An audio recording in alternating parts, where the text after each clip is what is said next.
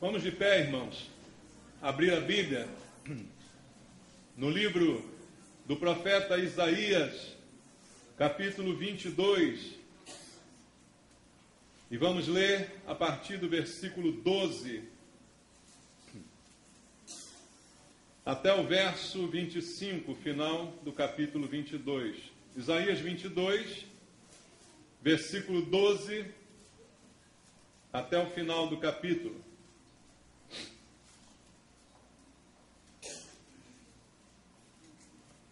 A palavra de Deus nos diz: o Senhor dos exércitos vos convida naquele dia para chorar, prantear, rapar a cabeça, cingir o cilício. Porém, é só gozo e alegria que se vem. Matam-se bois, degolam-se ovelhas, come-se carne, bebe-se vinho e se diz: comamos e bebamos, e amanhã morreremos. Mas o Senhor dos exércitos se declara aos meus ouvidos, dizendo: certamente esta maldade não será perdoada, até que morrais, diz o Senhor dos exércitos. Assim diz o Senhor dos exércitos: anda, vai ter com esse administrador, com Sebna, o mordomo, e pergunta-lhe: que é que tens aqui? Ou a quem tens tu aqui, para que abrisses aqui uma sepultura, lavrando em lugar alto a tua sepultura, cinzelando na rocha a tua própria morada?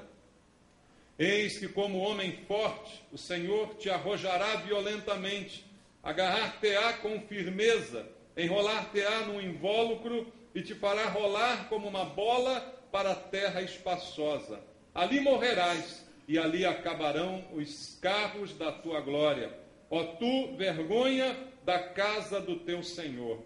Eu te lançarei fora do teu posto, e serás derribado da tua posição. Naquele dia chamarei a meu servo Eliaquim, filho de Ilquias, vesti-lo-ei da tua túnica, cingi-lo-ei com a tua faixa, e lhe entregarei nas mãos o teu poder. E ele será como pai para os moradores de Jerusalém e para a casa de Judá. Porei sobre o seu ombro a chave da casa de Davi. Ele abrirá e ninguém fechará, fechará e ninguém abrirá. Fincá-lo-ei como estaca em lugar firme, e ele será como um trono de honra para a casa de seu pai. Nele pendurarão toda a responsabilidade da casa de seu pai, a prole e os descendentes, todos os utensílios menores, desde as taças até as garrafas. Naquele dia, diz o Senhor dos exércitos, a estaca que fora fincada em lugar firme será tirada, será arrancada e cairá, e a carga que nela estava se desprenderá, porque o Senhor disse. Amém.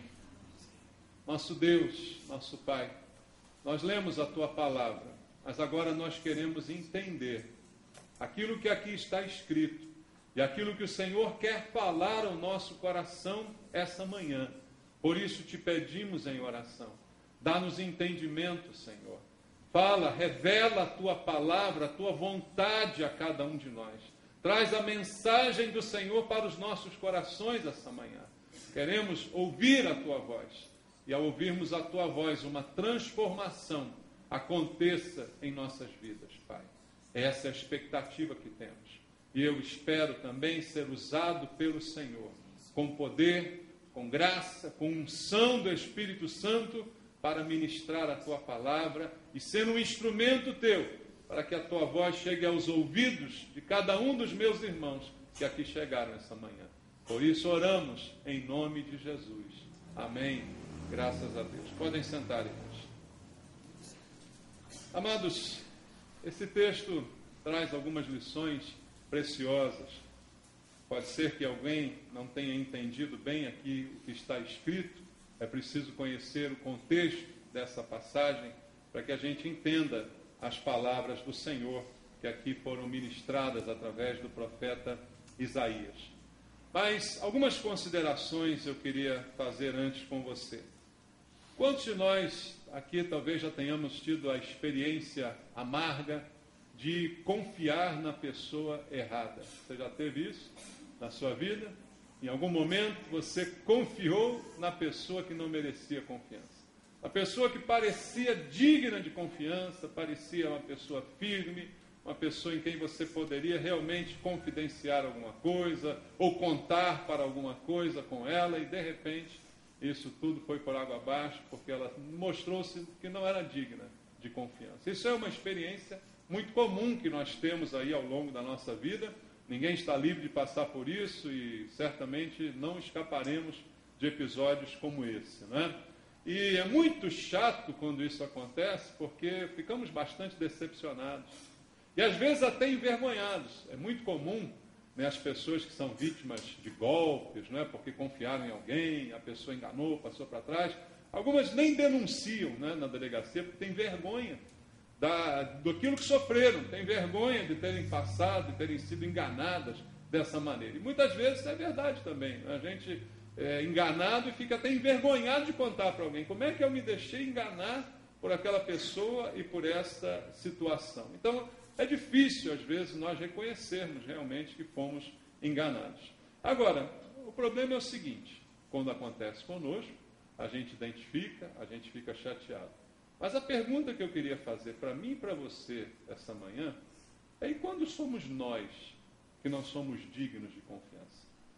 Será que já aconteceu também de alguém que confiou em você e você decepcionou a pessoa? Aqui não, aqui só tem gente pura, né? Aqui só tem gente maravilhosa que nunca erra, né? Às vezes isso também acontece com a gente. Somos nós que estamos do outro lado. Alguém depositou confiança na gente, alguém olhou para nós com firmeza, alguém criou uma expectativa e nós simplesmente decepcionamos, enganamos. Enganamos às vezes intencionalmente, às vezes não intencionalmente, mas enganamos. Às vezes a situação se inverte, não é, irmãos? Será que nós somos pessoas confiáveis? Essa é uma pergunta que eu queria deixar para a nossa reflexão essa manhã. A princípio a gente se acha confiável, né? A gente, não, eu só pode confiar em mim porque eu sou 10. Mas de repente as coisas não se mostram muito bem assim. Será que nós somos pessoas confiáveis? Confiar, confiança, confessar, tudo isso são palavras que têm uma mesma raiz: fé. Alguém pode ter fé na gente, no bom sentido? Porque quando alguém confia, está manifestando fé. E quando há uma decepção, né, não era digna de fé aquela pessoa. Nós somos pessoas de boa fé. Alguém pode confiar em nós. E é interessante isso, porque nós dizemos que somos pessoas de fé, porque cremos em Deus, ou não? A fé nos salvou, ou não? Não foi a fé que nos salvou? Ou foram as obras? Foram as boas ações? Que somos bonzinhos? Não. A Bíblia diz que fomos salvos pela fé que manifestamos no Senhor Jesus. Então nós somos pessoas de fé. Mas será que alguém pode ter fé na gente? Será que nós somos confiáveis? Né? E é interessante porque, irmãos, é um problema isso. Né? Dizemos que temos fé, mas de repente não somos tão confiáveis assim. E Deus, quando olha para nós, Ele espera de nós fidelidade, que é outra palavra derivada de fé. Fidelidade é esperada pelo Senhor, porque dizemos que cremos. Então, há uma expectativa de Deus em relação a nós ou não? O que você acha? A maioria das vezes nós pensamos e temos uma expectativa em relação a Deus.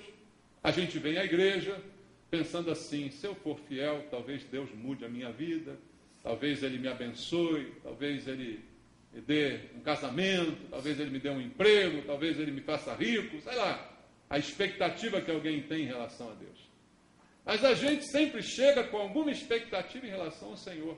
E será que a gente esquece que Deus também tem uma expectativa em relação a nós?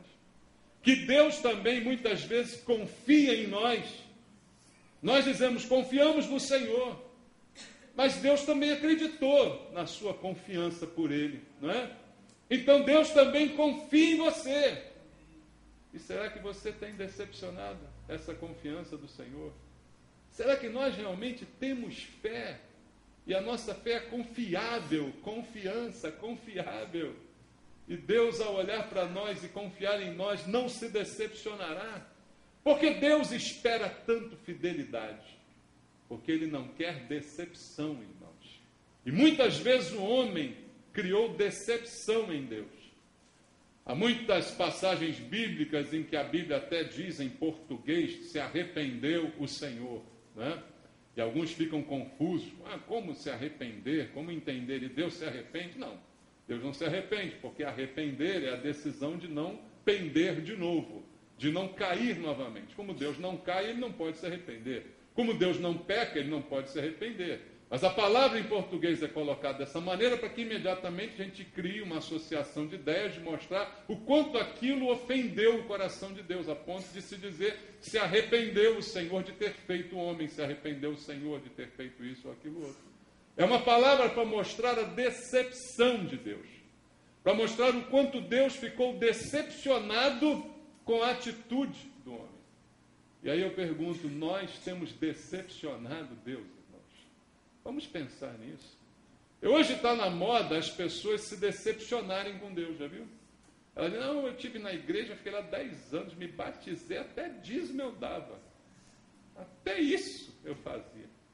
E Deus deixou eu perder o emprego. Deus deixou meu parente morrer. Deus deixou eu perder não sei o quê. Deus deixou. Tem tanta gente decepcionada com Deus, já viu isso? Eu vou sair da igreja porque a igreja não é bem o que eu pensava, eu estou decepcionada com Deus, com os irmãos.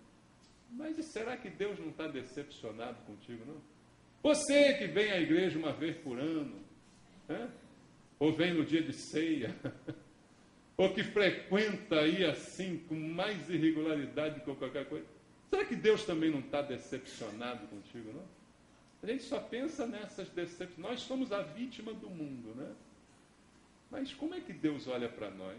E quando olha, o que Ele vê na gente? Você já parou para pensar nisso? Se não parou, vamos parar para pensar essa manhã. Vamos pensar um pouquinho aqui o que o Senhor está vendo na gente. Voltando ao texto que nós lemos aqui, o texto está falando num contexto em que Ezequias era rei de Judá, e Ezequias foi um bom homem, mas ele tinha no seu reino 2 mordomos. Isso era costume.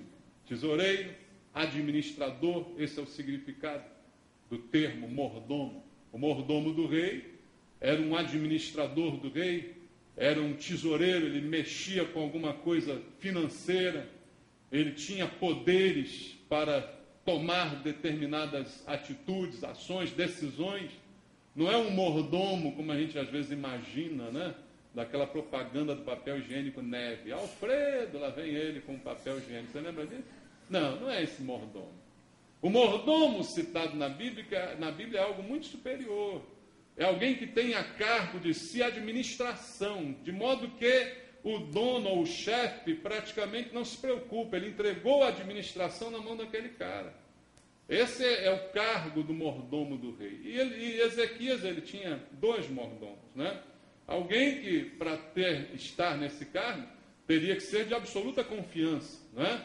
Imagina você, se tivesse muitos bens, muito rico, sua casa, sua empresa e tal, e que você pudesse confiar em alguém, de modo que você chegasse só para assinar os cheques, ou para assinar os contratos. Mas toda a administração estaria na mão daquela pessoa. Imagina como seria essa pessoa para você. Teria que ser alguém de absoluta confiança. Nenhum momento passaria pela sua cabeça nada em relação, nenhuma pontinha de desconfiança daquela pessoa, porque era alguém exemplar, que você não, por nenhum momento, desconfiaria de qualquer procedimento errado, pelo cargo que ela ocupava. Então, o mordomo que honrasse o seu cargo e ficasse naquele cargo e reconhecido por ele, seria uma pessoa muito cuidadosa. Seria alguém que jamais roubaria o seu senhor. Jamais tocaria em nada que fosse dele. Porque foi digna essa pessoa para chegar àquele cargo de toda a confiança. Era alguém também que não colocava os seus próprios interesses acima dos interesses do seu senhor. O mordomo, muitas vezes, abria mão dos seus interesses em prol, porque é uma relação de confiança. A quem muito é dado, muito é cobrado. Veja, ele recebeu um cargo importantíssimo, então ele abria mão da sua vida, abria mão dos seus interesses, dos seus programas particulares, para também satisfazer o seu senhor. É uma via de mão hoje que a gente hoje tem uma mentalidade, né? É a mentalidade de brasileiro, mentalidade do mundo, né? Quando eu chegar numa posição, aí eu vou receber, né, os louros dessa posição. Eu vou estar lá no centro das mamatas, aí eu vou me arrumar. Não é o que dizem alguns, ou pensam alguns. Quando eu chegar lá, aí... Não. Muito pelo contrário. Quanto mais você subir, mais responsabilidade você tem, mais exemplo você tem que dar. Deveria ser assim, né? Mas infelizmente não é. Isso acaba contaminando também a igreja. Porque nós estamos vivendo no mundo e somos influenciados por essa mentalidade. Por isso que muito crente, quando chega na política, vira safado igual os outros. Porque absorve essa mentalidade toda que está aí vigente nesse mundo. Mas o mordomo do rei teria que ser alguém que abrisse mão dos seus interesses, em prol dos interesses do rei.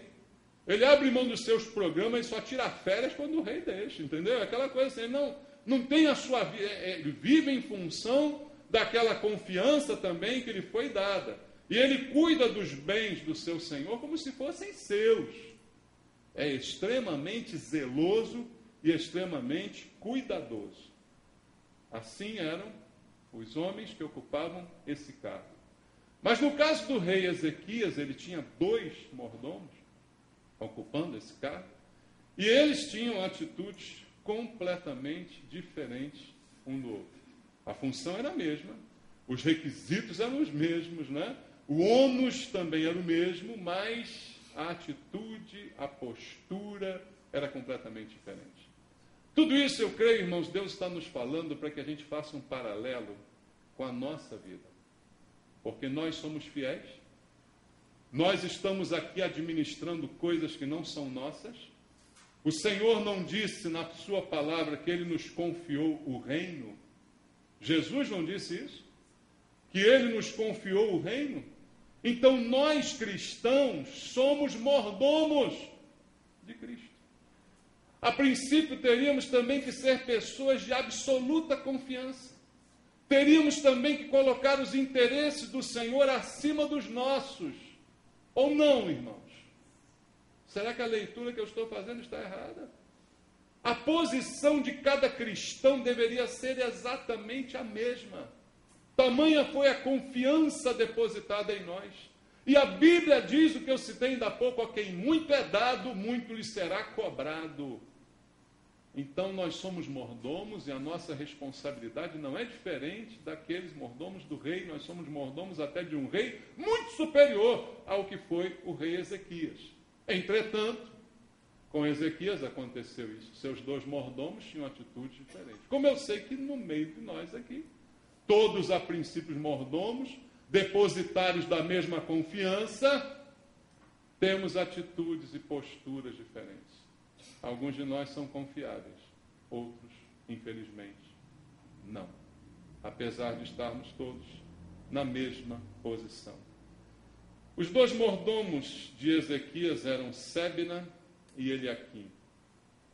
Sempre na história bíblica, os nomes querem dizer muita coisa. O significado do nome da pessoa, cada nome tinha um significado, normalmente tinha uma influência sobre a vida, sobre a postura daquela pessoa. E no caso desses 2 também não foi diferente. Sebna é um nome até bonito. Quando o pai chamava o filho de Sebna, ele estava dizendo que o filho era vigoroso, forte, que cresce, que levanta. Então é um nome pujante, né? Ao ser chamado de Sebna, o pai estava desejando que o seu filho seja um homem de crescimento, né? Que seja um homem de vigor e que ele cresça cada vez mais. Não é isso que todo pai deseja para o filho? Então, Sebna era o seu nome. Mas Sebna parece que também recebeu a influência desse nome e acabou vivendo até além do que esse nome significava, porque ele se tornou alguém autoconfiante, autossuficiente. E ele se mostra nesta história como servo infiel, como mordomo infiel. Apesar de toda a força, de toda a pujança, parece que isso lhe subiu a cabeça. E essa autoconfiança foi, na verdade, o prenúncio da queda de Sébina. E quanto mais confiante nós somos, mais em risco também estamos, né? Isso é um perigo, e a gente tem que ter sempre um equilíbrio. Por isso a Bíblia diz: quem pensa estar de pé, cuide para que não caia. Por que pensa? Porque é autoconfiante. Estou firme, estou de pé. É esse o perigoso. É esse que Deus diz. Você que pensa isso, tome mais cuidado ainda. Na verdade, todo mundo tem que tomar cuidado. Mas quem pensa de si mesmo, além de que um homem, tem que tomar mais cuidado ainda. E de repente está pensando uma coisa que não é nada disso que você está pensando. Você é muito pior do que você pensa que é. Né? O tanto que você pensa que é melhor, acaba você sendo pior. E com Sébina parece que foi essa a situação. Porque ele se tornou alguém autoconfiante e autossuficiente. E ele é o servo infiel. Eliaquim já é um nome com um significado diferente. Eliaquim significa aquele a quem Deus levanta, aquele a quem Deus estabelece, aquele a quem Deus firma. Levanta, estabelece, firma. Parecido com Sébina. Cresce, né, aparece e tal. Só que Sébina, ele mesmo faz isso dele mesmo. A diferença com Eliaquim é que Eliaquim está ligado a Deus. Então é Deus que estabelece, é Deus que levanta, é Deus que exalta. Esse é o significado do nome. Parece pouca diferença, mas é muita diferença espiritualmente, né? Porque uma coisa sou eu me exaltar, outra coisa é Deus me exaltar. Porque, segundo diz a Bíblia, aquele que a si mesmo se exalta será humilhado. Então é um perigo, né? E Eliaquim tinha um nome com um significado diferente. Eliaquim também tem uma característica interessante. Capítulo 22, versículo 20, diz assim: naquele dia chamarei meu servo Eliaquim, filho de Hilquias. Veja, está sempre ali associado ao seu pai. Isso é bem importante, né? O filho carrega o nome do seu pai. Eliaquim, e faz a referência bíblica, filho de Hilquias, é o que diz a palavra do Senhor. E Hilquias também é um nome de significado particular, interessante. Hilquias significa o servo cuja porção é o Senhor. Hilquias significa isso: minha porção é o Senhor. Meu bem, minha vantagem, né? Minha qualidade, o que eu tenho de melhor é do Senhor. É isso que significa Hilquias. E Eliaquim foi criado por esse homem. E o seu nome está associado ao nome de seu pai. E isso também parece que se refletiu em sua vida. Porque na história, Eliaquim é o servo fiel. Tinha o caráter de seu pai. Sua porção era o Senhor. Aquele cuja porção é o Senhor não está de olho nos bens do Senhor. Concorda comigo? Vê a diferença? Talvez Sébina, ao administrar os bens do seu senhor, tenha crescido os olhos com relação aos bens do seu senhor. É um risco que todo mordomo corre. Concorda? Até no mundo tem um ditado que diz: a oportunidade faz o ladrão. Por quê? O cara está ali mexendo com dinheirão, todo dia, toda hora, dinheiro vai, dinheiro vem. Se ele não for firme, realmente confiável, de fé, de fidelidade, é um perigo, é um risco muito grande. Não é? Mas Eliaquim, o pai, Hilquias, o ensinou. E eles sabiam que a herança deles é o Senhor. Minha porção é o Senhor. Minha herança não são os bens materiais. Com os bens materiais nós lidamos, mas não vivemos em função deles, porque minha herança é o Senhor. Então ele não tem os olhos nos bens, ele até pode lidar com eles, pode mexer com eles, mas não tem seu coração neles, não tem desejo sobre eles, porque ele sabe: minha porção é o Senhor. Assim foi criado Hilquias, o homem a quem Deus estabelece, o homem a quem Deus firma. Essa é a grande diferença entre os dois. E aí eu trago essa história para nós, mordomos do Senhor, servos do Senhor. Para quem tem dúvida se somos ou não, abra Lucas 12, versículo 42. Evangelho segundo Lucas, capítulo 12, versículo 42 a versículo 44. Esse não vai passar aí no telão não, tá? Esse eu só botei para ver se você tem Bíblia. Lucas 12, 42 a 44. Disse o Senhor: quem é, pois, o mordomo fiel e prudente, a quem o Senhor confiará os seus conservos, para dar-lhes o sustento a seu tempo? Bem-aventurado aquele servo a quem seu Senhor, quando vier, achar fazendo assim. Verdadeiramente vos digo que lhe confiará todos os seus bens. Jesus contou essa história, ele está se referindo à igreja, a nós, aos cristãos, aos servos do Senhor. E ele aqui está literalmente nos chamando de mordomos, e esperando que sejamos mordomos fiéis. Alguns podem ser mordomos, e de todos se espera que sejam fiéis, mas nem todos são fiéis. Nem todos podem receber essa qualificação fiel. E a pergunta que Deus está fazendo para nós, eu, você, somos mordomos fiéis? Deus pode confiar a nós todos os seus bens? Ou vai ser um perigo ele botar algum bem nas nossas mãos? Deus pode confiar a nós todos os seus bens, como diz a Bíblia? Será que realmente somos fiéis? Abra em 1 Coríntios capítulo 4, versículo 1 e 2, primeira carta de Paulo aos Coríntios, capítulo 4, verso 1 e 2, diz assim: assim, pois, importa que os homens nos considerem como ministros de Cristo e despenseiros dos mistérios de Deus. Ora, além disso, o que se requer dos despenseiros é que cada um deles seja encontrado fiel. Se requer isso, é requisito, é exigência que os despenseiros sejam encontrados fiéis. Os ministros, a palavra ministro quer dizer servo, sejam fiéis. Nós dizemos, somos servos. Você diz, eu sou servo do Senhor. Nós somos servos do Senhor. Então você é ministro do Senhor. Você é despenseiro do Senhor. Você é mordomo do Senhor. Mas você é fiel ao Senhor. Você é digno de confiança. Se Deus confiar em você, Ele pode descansar, como descansava o rei que confiava ao mordomo. Sabia que aquilo seria feito. Missão dada, missão cumprida. Será que conosco será assim também? Servos fiéis, mordomos, ministros fiéis. Então a pergunta que eu quero deixar para nós, para nossa reflexão: somos Eliaquim ou somos Sébina?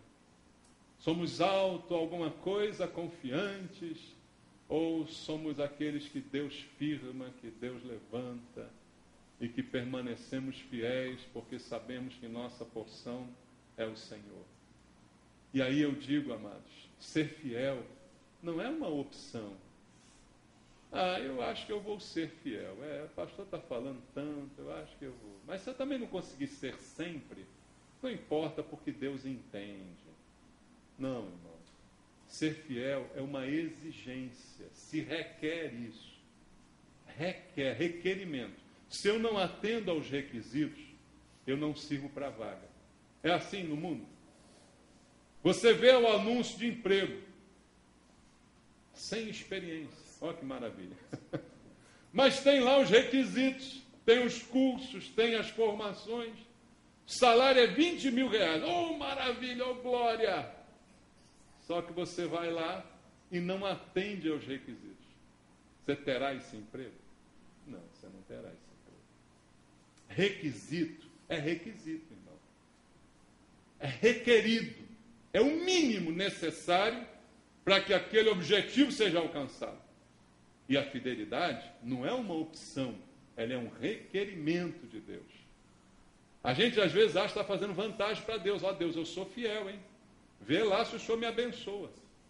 Tem gente assim, ó Deus, estou dando o dízimo, 10%, Senhor. Vê lá o que o Senhor vai fazer com a minha vida financeira. Como se fosse uma vantagem danada ser fiel. Ser fiel é obrigação. Quem acha que ser fiel é vantagem é louco, varrido. Ser fiel é obrigação, se requer isso dos ministros, dos dispenseiros. Não é vantagem nenhuma. Vantagem é eu fazer algo que está acima das expectativas. A expectativa de Deus para a minha vida. Eu volto a esse assunto. Qual é? O que você acha que Deus espera de você? Que eu não mate, que eu não roube, que eu não adultere. É isso só que Deus quer de você? Que eu seja uma pessoa boazinha? Será que é essa a expectativa de Deus sobre nós? Será que Deus não requer muito mais de nós? Deus quer que você evangelize, que você fale de Jesus, que você se torne um exemplo. Deus quer que a sua vida possa se tornar espelho para outras pessoas. Quer ou não quer? É isso que Deus quer. Ou é Deus que não? Deus não. Deus sabe que eu sou uma porcaria. Sabe? Deus sabe que de mim Ele não espera nada, porque se esperar vai se decepcionar. Você acha que é assim que funciona? Você é mordomo do rei. Você recebeu uma responsabilidade maravilhosa. Um investimento maravilhoso foi feito na sua vida. O rei depositou toda a confiança do mundo em você, a ponto de dar o sangue do seu filho por você. Então a expectativa também é altíssima em relação a nós. Mas como a gente fica? Não, mas a graça de Deus. Então a gente começa, não, Deus, Ele entende, Ele faz uma vista grossa, né? Porque sabe que a gente é assim. Não, qual é a expectativa? Que você seja fiel. A expectativa não é que você seja perfeito, entenda isso. Mas é que você seja fiel. Que você seja confiável. Que você seja alguém que mesmo que errar, volte atrás e conserte. Que mesmo que pecar, se reconcilie, conserte, se arrependa. O que Ele espera não é que você seja autossuficiente, nem se ache alguma coisa, mas que você dependa dEle em todo o tempo. Isso é requerido de nós. Fidelidade. E aí a pergunta que eu faço mais uma vez, olhando para nós temos sido fiéis, temos atendido às expectativas de Deus, e as expectativas de Deus não são rasteiras sobre nós, porque o investimento foi alto sobre a nossa vida. Nós fomos contratados a preço de ouro, irmãos. Nosso salário é altíssimo. Concorda? Então a expectativa sobre nós também é elevadíssima, não é rasteira. E será que eu tenho tido que comportamento?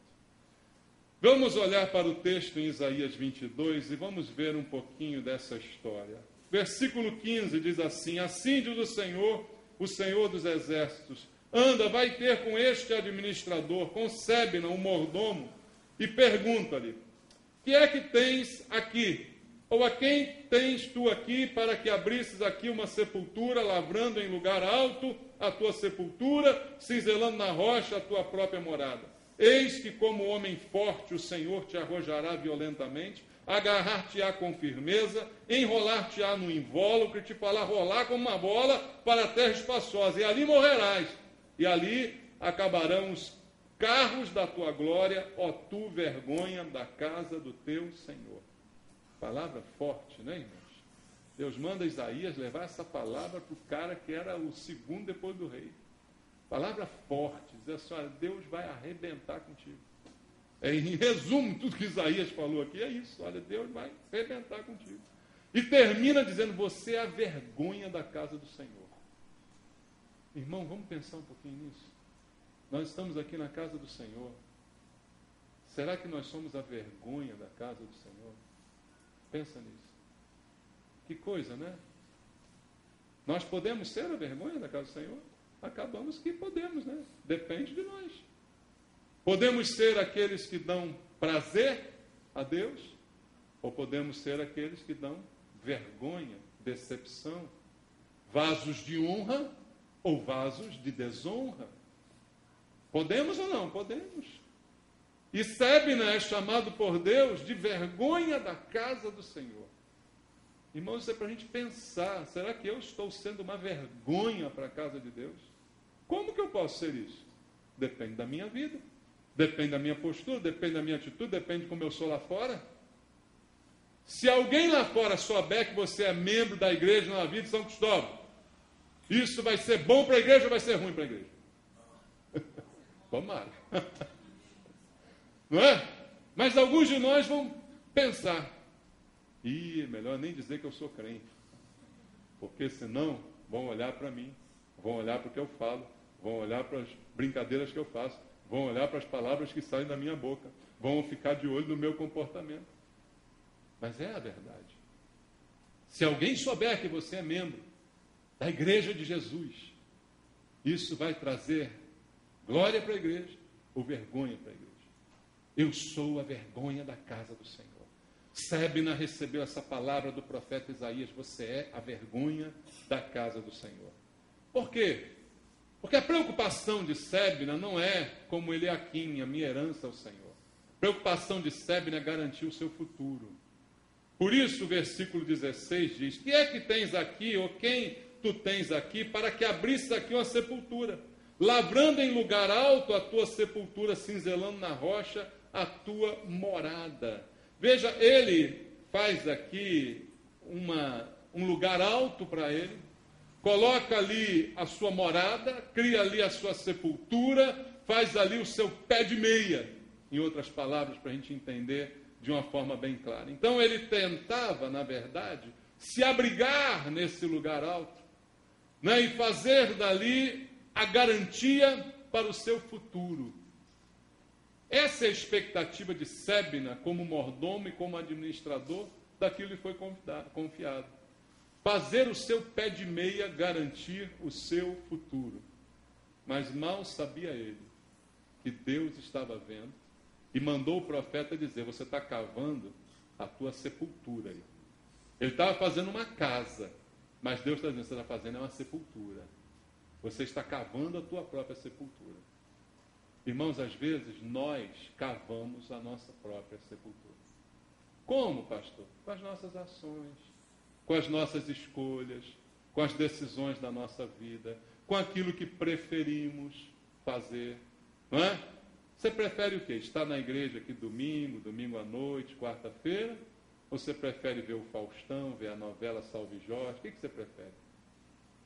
Com as tuas atitudes, você cava a tua sepultura. Ah, pastor, está dizendo que quem vê novela está empreendendo. Estou dizendo nada disso.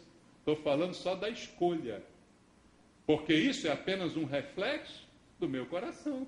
Aonde está o teu tesouro, aí está o teu coração. Aí eu gosto de ir à igreja, mas também gosto do inferninho.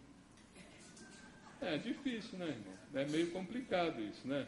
O carnaval vem aí, já estou fazendo minha fantasia, já comprei meu abadá. É meio complicado isso aí, né, gente? O que você acha? Não, mas eu sou de Jesus.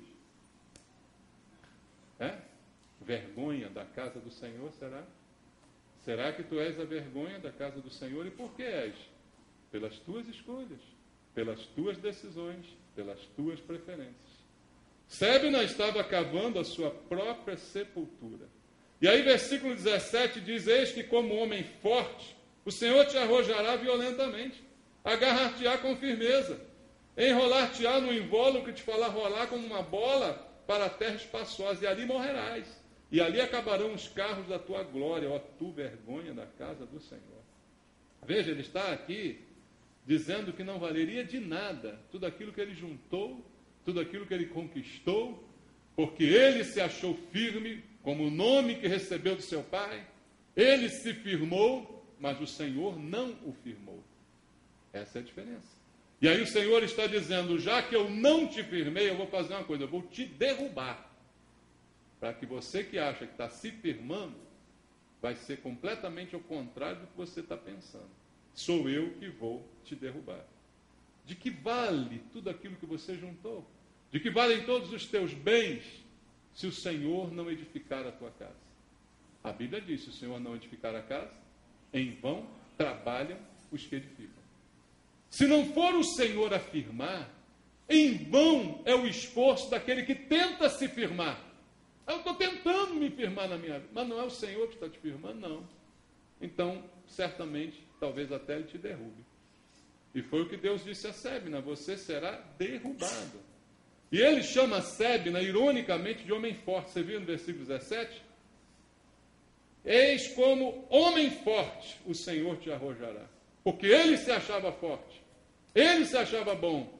E Deus, você acha que você é forte? Pois eu vou te mostrar que eu sou mais forte que você. E eu é que vou te derrubar. É o que diz o Senhor.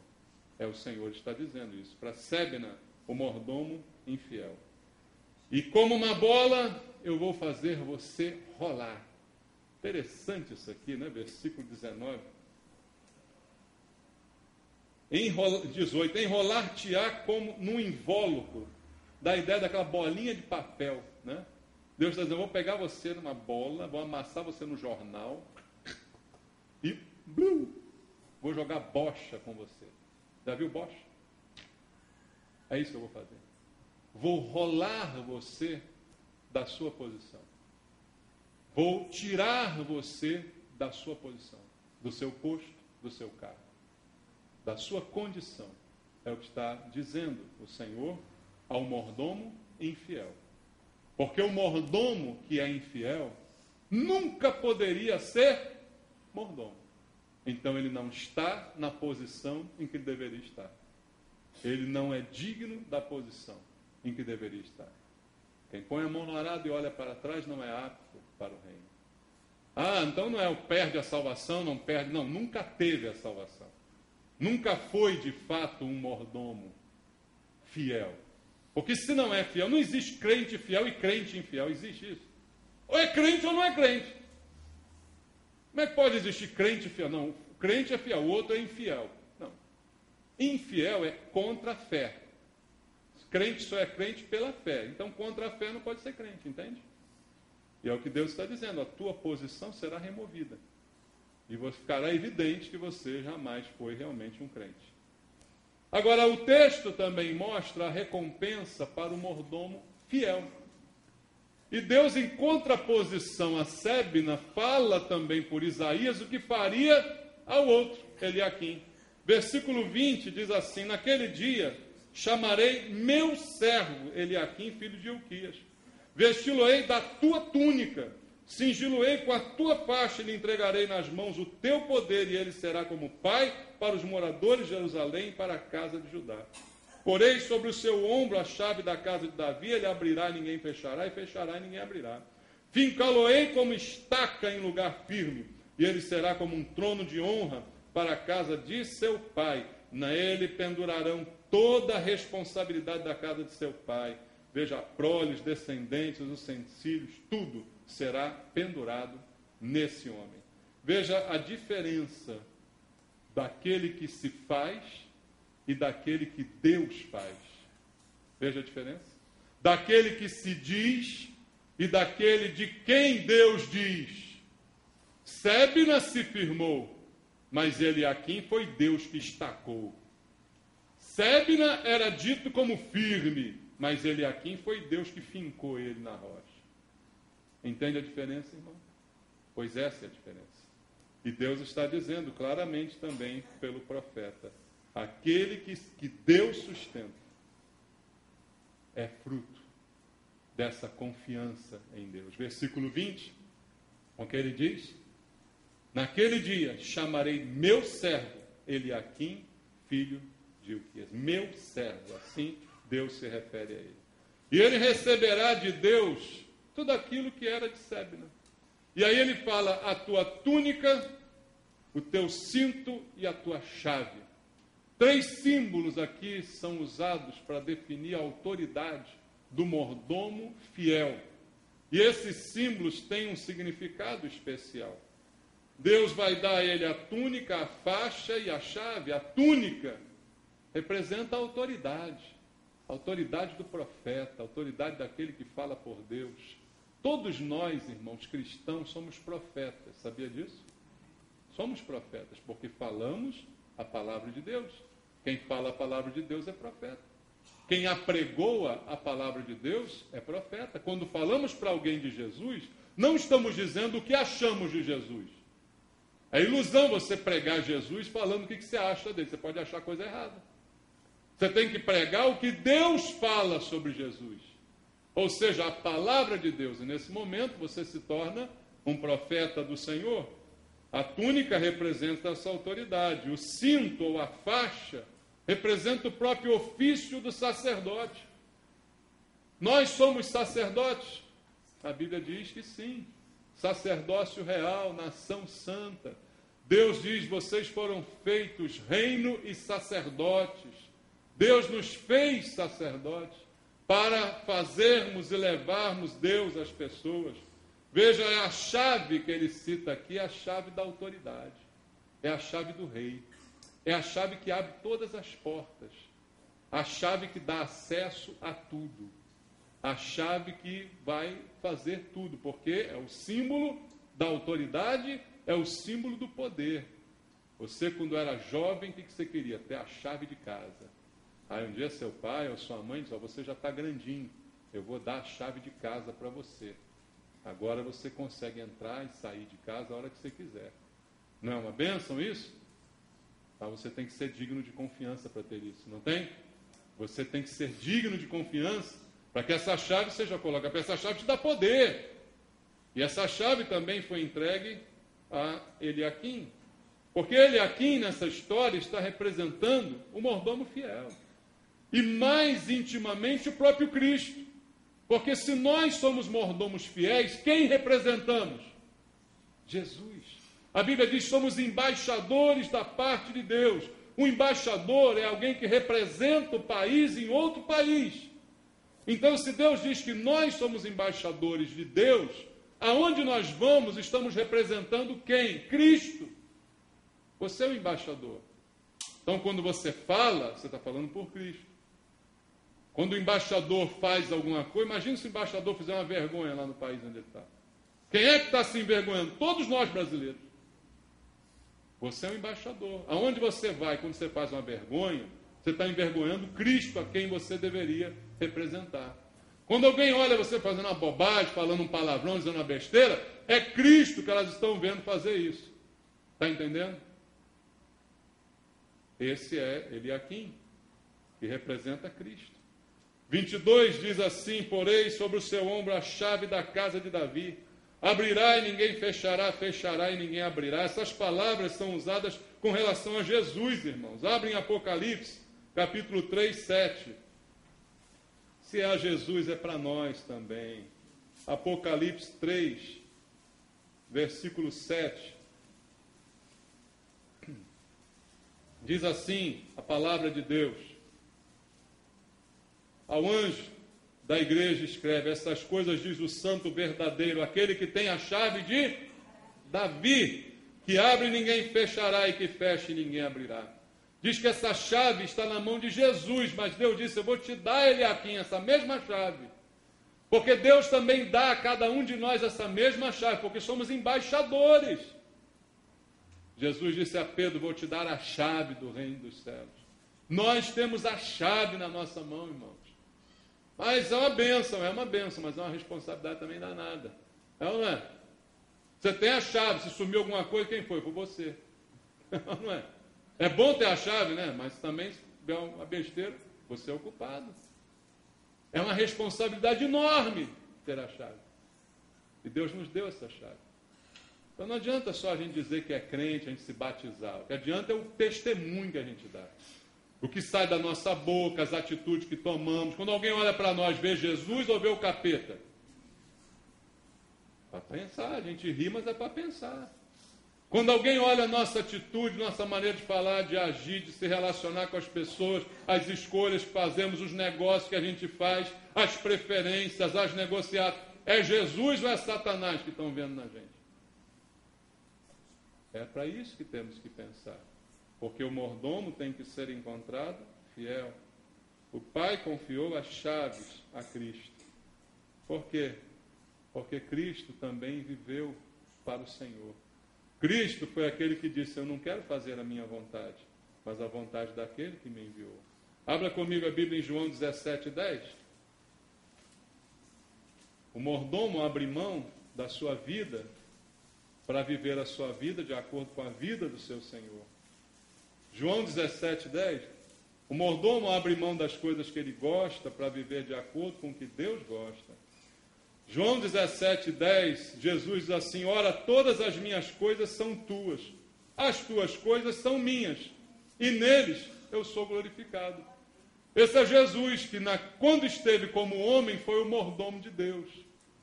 Tudo que é meu é teu, tudo que é teu é meu. Assim é o mordomo. O mordomo confia, o rei confia nele todos os seus bens. Jesus recebeu a chave também, porque enquanto esteve aqui foi o mordomo. Capítulo 4 de João, versículo 34. João 4:34 diz a palavra de Deus: disse-lhe Jesus: a minha comida consiste em fazer a vontade daquele que me enviou e a realizar a sua obra. A comida de Jesus não é fazer a sua vontade, fazer a vontade daquele que o enviou para fazer a obra. A vontade nossa, em primeiro lugar, tem que ser a vontade de Deus. Então ele não se preocupa com bens, com posições, com vantagens, com o que eu vou ganhar com esse cargo. Ele sabe que o cargo é um privilégio e lhe dá a oportunidade de servir.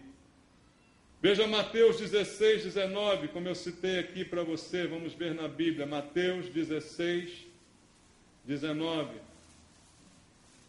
Está escrito: dar-te-ei as chaves do reino dos céus.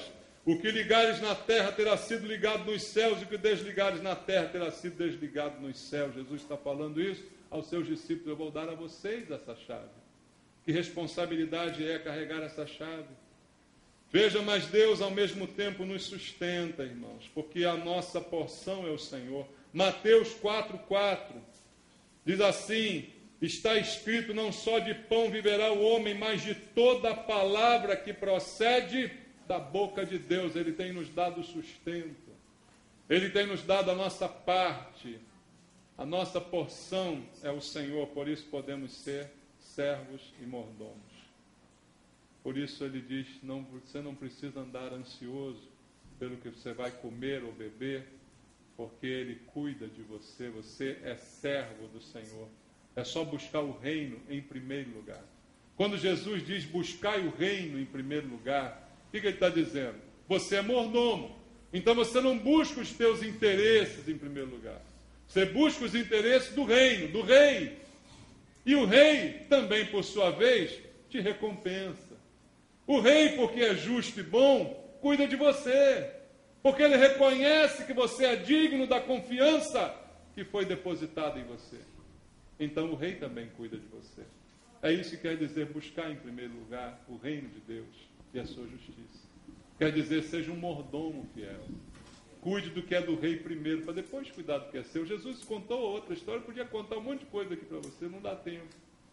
Jesus também disse uma vez, qual é o homem que, quando chega, primeiro come os funcionários para depois comer o dono da casa? Não, primeiro você serve o dono da casa para depois você comer. É assim que funciona. Mas a gente quer comer primeiro. A gente quer encher a pança primeiro. E aí a gente se torna como Sébina, infiel, que pensa só em si mesmo, que quer se firmar, que quer se dar bem, que quer se arrumar, ao invés de servir ao seu Senhor. E isso, amados, como eu disse, não é favor, é requisito. Sem isso, não é mordomo. Sem isso, está desqualificado. Que nós sejamos como Eliaquim. Ou você prefere ser como Sébina? A escolha, ela é de cada um. O caráter de Eliaquim é o caráter de Cristo. Qual é o nosso caráter? Somos fiéis ou infiéis? Confiáveis ou não confiáveis? A resposta está com cada um de nós agora. O que escolhemos nós? Que tipo queremos ser? O que queremos trazer para a nossa vida? Eliaquim ou Sébina? Escolhe você, escolho eu, cada um de nós. Amém? Vamos louvar ao Senhor. Amém. Glória a Deus.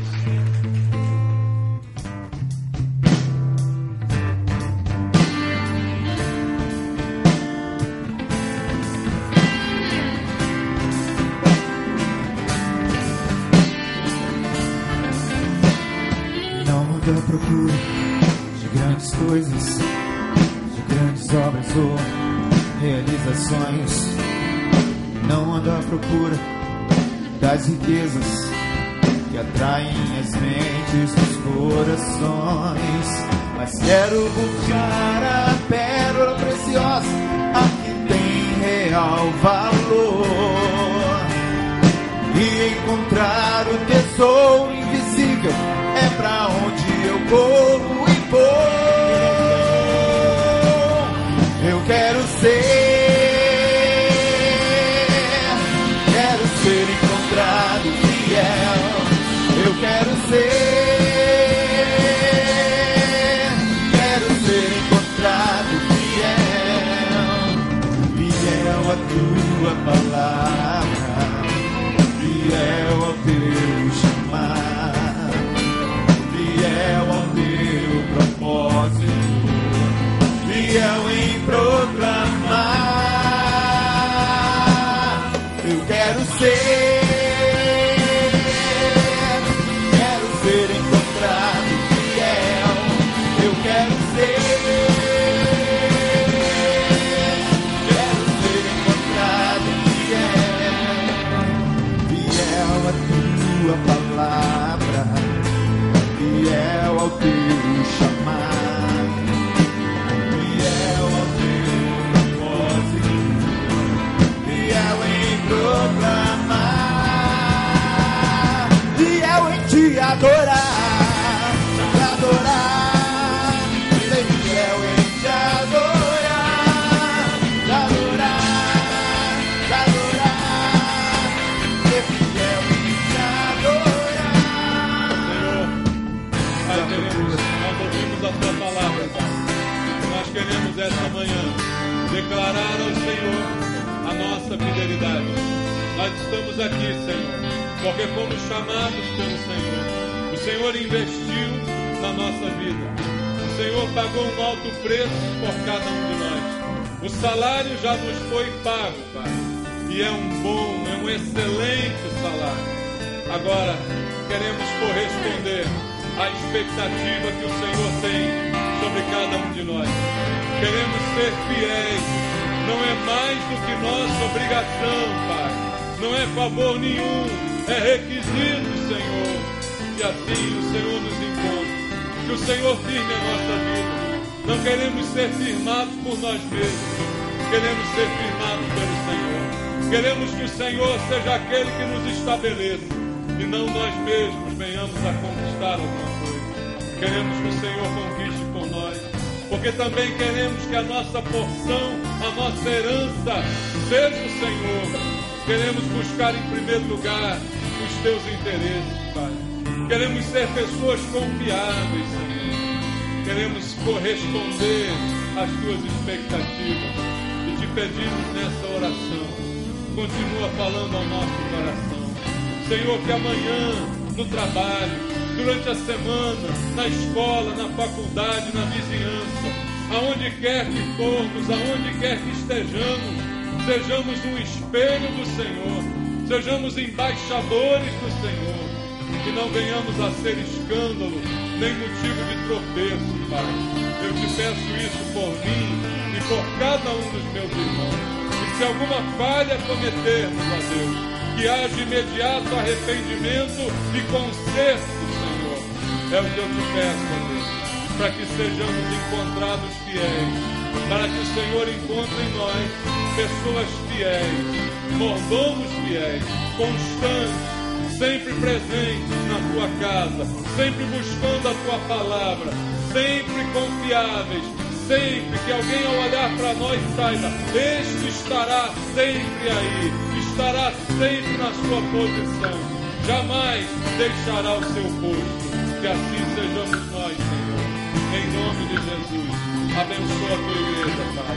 Abençoa os crentes fiéis desse lugar, em nome de Jesus. Glória ao Senhor.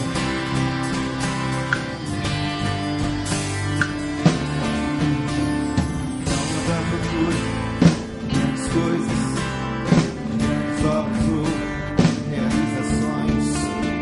Não anda à procura dos falsos valores que se perdem em meio a gerações. alcançar os sedentos, saciá-los com teu rio de amor, multiplicar os talentos e me confiaste, Senhor. Eu quero ser encontrado fiel. Eu quero ser encontrado fiel. Fiel à tua palavra, fiel ao teu chamado, fiel ao teu propósito, fiel em proclamar. Eu quero ser encontrado fiel. Eu quero ser encontrado fiel. Fiel à tua palavra, fiel ao teu chamado, fiel ao teu propósito, fiel em proclamar, fiel em te adorar, ser fiel em te adorar, te adorar, te adorar, fiel em te adorar, te adorar. Aleluia. Glória ao teu nome, Senhor. Glória a Deus. Te louvamos, Pai. Queremos ser fiéis, Senhor. Amém. Louvado seja Deus. Que você assim seja encontrado até o final, até o fim. Ser fiel até a morte, dar-te a coroa da vida, diz a palavra do Senhor. Não é por um prazo, é para sempre. Não é favor, é obrigação. Amém? Que Deus te abençoe com a palavra do Senhor.